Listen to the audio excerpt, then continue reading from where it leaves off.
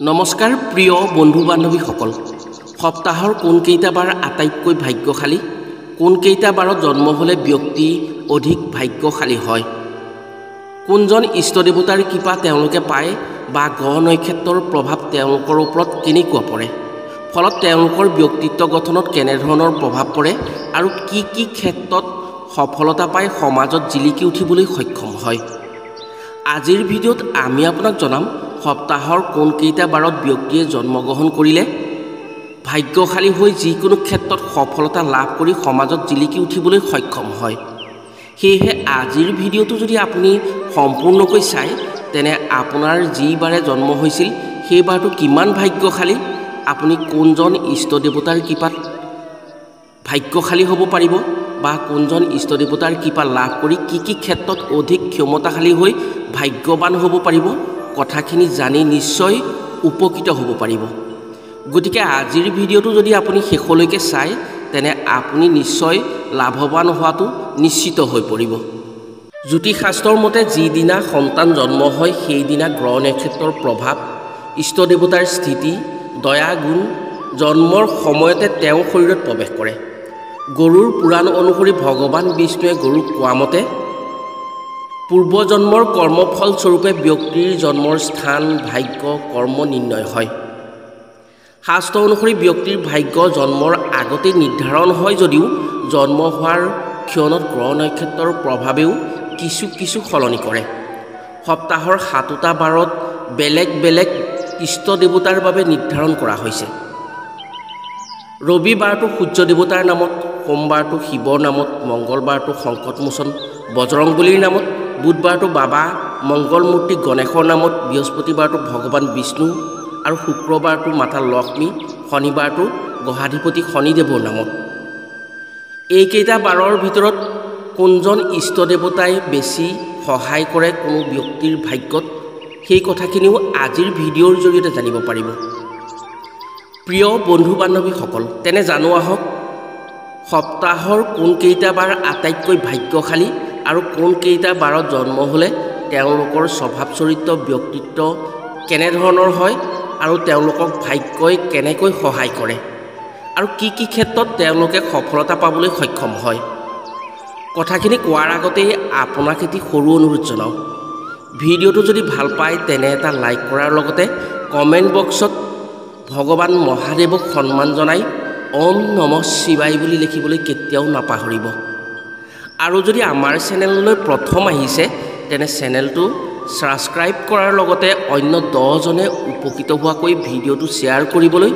অনুৰোধ জনালোঁ প্ৰথমতেই লৈছোঁ সোমবাৰটো হৈছে বাবা ভোলানাথৰ নামত উৎসৰ্গিত দিন সোমবাৰে শিৱক পূজা আৰাধনা কৰা হয় সোমবাৰটো শিৱৰ নামতে উৎসৰ্গিত কৰা দিন সোমবাৰে যদি কোনো জাতক জাতিকাৰ জন্মগ্ৰহণ হয় তেওঁলোক সন্তোষী মনৰ হয় তেওঁলোক সন্তোষজনক এটা ফল দিব পাৰে আৰু তেওঁলোক সদায় সন্তোষী মনৰ হয় মুখমণ্ডলৰ উজ্জ্বলতা বৃদ্ধিৰ লগতে সুন্দৰ হয় তেওঁলোক সোমবাৰে জন্ম হোৱা ব্যক্তিৰ ওপৰত চন্দ্ৰ দেৱতাৰো ভাল প্ৰভাৱ থাকে সেয়েহে তেওঁলোকৰ মন কেতিয়াও চঞ্চল নহয় তেওঁলোকে স্থিৰ সিদ্ধান্ত ল'ব পাৰে যি ইচ্ছা কৰে সেয়া কৰি দেখুৱায় তেওঁলোকে সুখ দুখ দুয়োটা ক্ষেত্ৰতে নিজৰ স্থিতি হেৰুৱাব নোখোজে সোমবাৰে জন্ম হোৱা জাতক জাতিকাৰ প্ৰতি মহাদেৱৰ কৃপা সদায় থাকে তেওঁলোকক যিকোনো বিপদত মহাদেৱে সহায় কৰে বিশেষকৈ এই বাৰটোৰ যোনখিনি জাতক জাতিকা জন্ম হয় তেওঁলোক বেছিভাগেই শিৱ ভক্ত হয়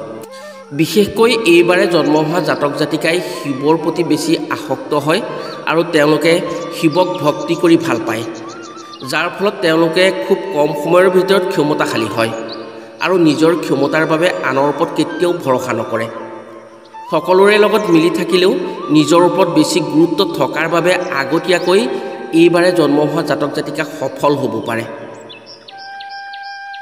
সময়ে সময়ে তেওঁলোকে ৰসাল কথাৰে আনক হহুৱাৰ লগতে নিজেও প্ৰাণ খুলি হাঁহিব জানে তেওঁলোকে নিজৰ কৰ্তব্যত খুব বেছি গুৰুত্ব দিয়ে ফলত চাকৰি ব্যৱসায়ৰ ক্ষেত্ৰত সোনকালে উন্নতি হয় এওঁলোক খুব ভাগ্যৱান হয় আৰু খুব ভাগ্যশালীও হয় যিকোনো ক্ষেত্ৰত তেওঁলোকে য'ত অংশগ্ৰহণ কৰে তাত তেওঁলোকে কিবা নহয় কিবা ফল পায়েই তেওঁলোকে নিজৰ ক্ষমতাক বিস্তাৰ কৰিবলৈ চাই থাকে তেওঁলোকে পৰাপক্ষত কেতিয়াও আনক অন্যায় নকৰে আৰু তেওঁলোকে আনক সহায় কৰি বেছি ভাল পায়।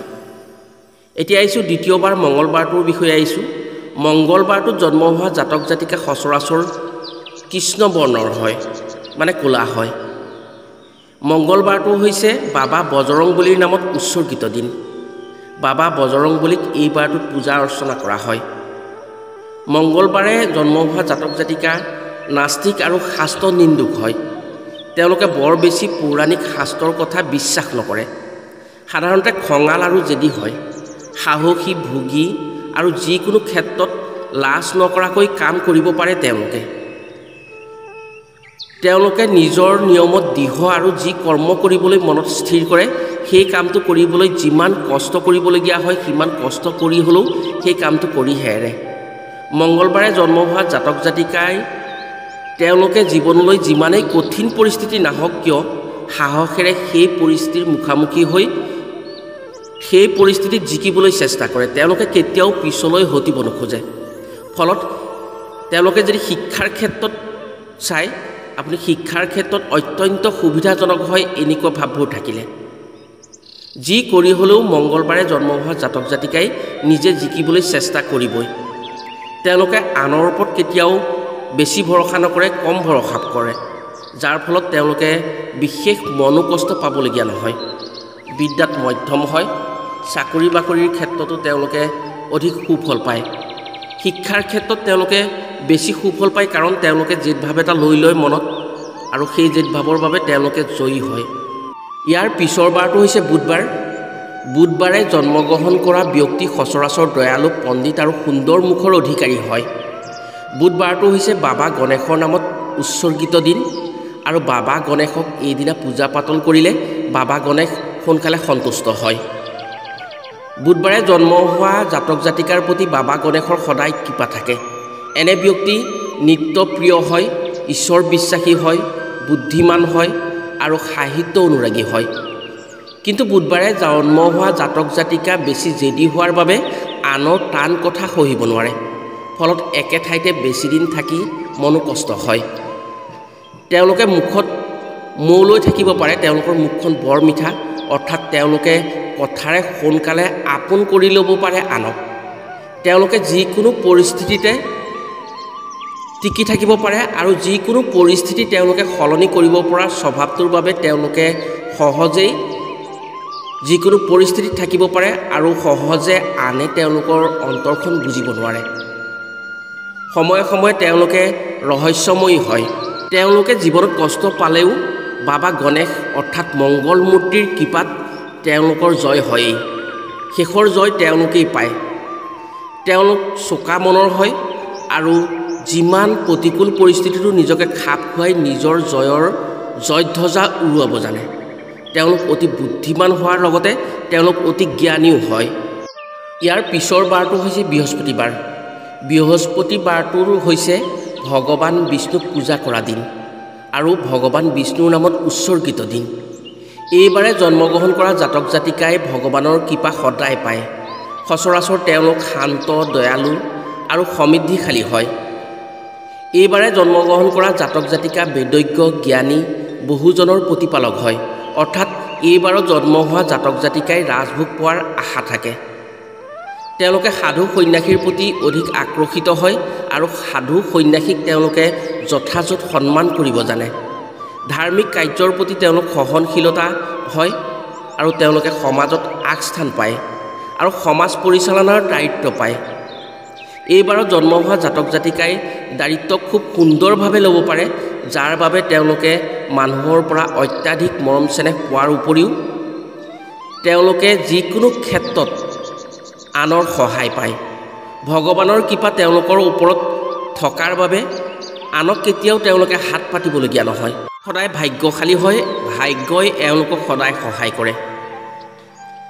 ইয়াৰ পিছৰ বাৰটো হৈছে শুক্ৰবাৰ। শুক্ৰবাৰত জন্ম হোৱা ব্যক্তিৰ প্ৰতি মা লক্ষ্মীৰ কৃপা সদায় থাকে, কাৰণ শুক্ৰবাৰটো হৈছে মা লক্ষ্মীৰ বাৰ, মা লক্ষ্মীৰ নামত উৎসৰ্গিত বাৰ। এইদিনা মা লক্ষ্মীক পূজা পাতল কৰা হয়। ফলত তেওঁলোকে যোন কামতে হাত নিদিয়ক কিয় তেওঁলোকে তাত সফলতা পায়। তেওঁলোকৰ হাত খালি কেতিয়াও নহয়। জাতক ধনী ভাগ্যশালী হয়। জ্যোতিষশাস্ত্ৰৰ মতে এই বাৰত জন্ম হোৱা জাতক জাতিকাই নিজৰ কথা বতৰাৰ যোগেৰে আনক আকৰ্ষিত কৰিব পাৰে আৰু কম সময়ৰ ভিতৰত আপোন হ'ব পাৰে যিকোনো মানুহৰ ক্ষেত্ৰত।